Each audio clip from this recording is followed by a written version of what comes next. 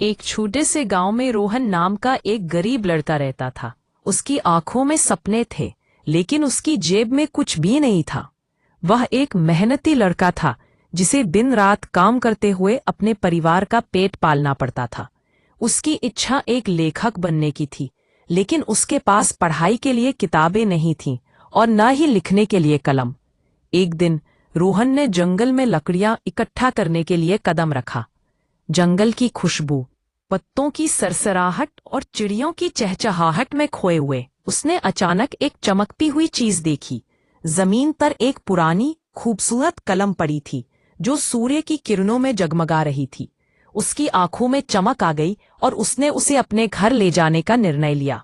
जब उसने उस कलम से पहली बार लिखने की कोशिश की, तो कमरे में एक जादुई रोशनी फैल गई। जैसे ही उसने अपने दिल की बात लिखी, कागज पर शब्दों के साथ साथ तस्वीरें भी उभरने लगी।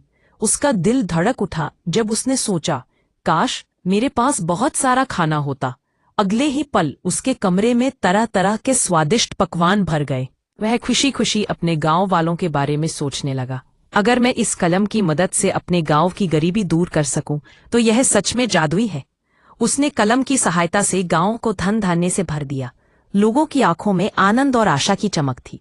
लेकिन जैसे जैसे समय बीता, रोहन ने लालच में आकर दूसरों के बारे में बुरा सोचना शुरू कर दिया।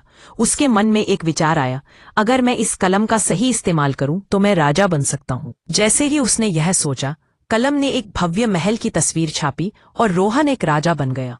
लेकिन जैसे ही उसने अपने नए खिताब का आनंद लेना चाहा, उसे एहसास हुआ कि उसकी कलम अब काम नहीं कर रही थी। उसने अपने मन में कितनी ही इच्छाएं दी, लेकिन कागज पर कुछ भी नहीं उभरा। उसकी आंखों में आंसू थे और उसने समझा कि उसने केवल अपनी भलाई के लिए सोचा था, दूसरों की नहीं।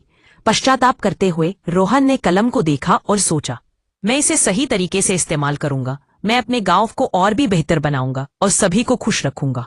जैसे ही उसने यह विचार किया, कलम फिर से सक्रिय हो गई। अब रोहन ने कलम की मदद से गांव में स्कूल बनवाए, अस्पताल खोले और लोगों को आत्मनिर्भर बनने में मदद की। वह अब केवल एक लेखक नहीं था, बल्कि एक सच्चे इंसान के रूप में जाना जाता था। उसने समझ लिया था कि असली जादू दूसरों की मदद करने में है, न कि केवल अपनी इच्छाएं पूरी करने में।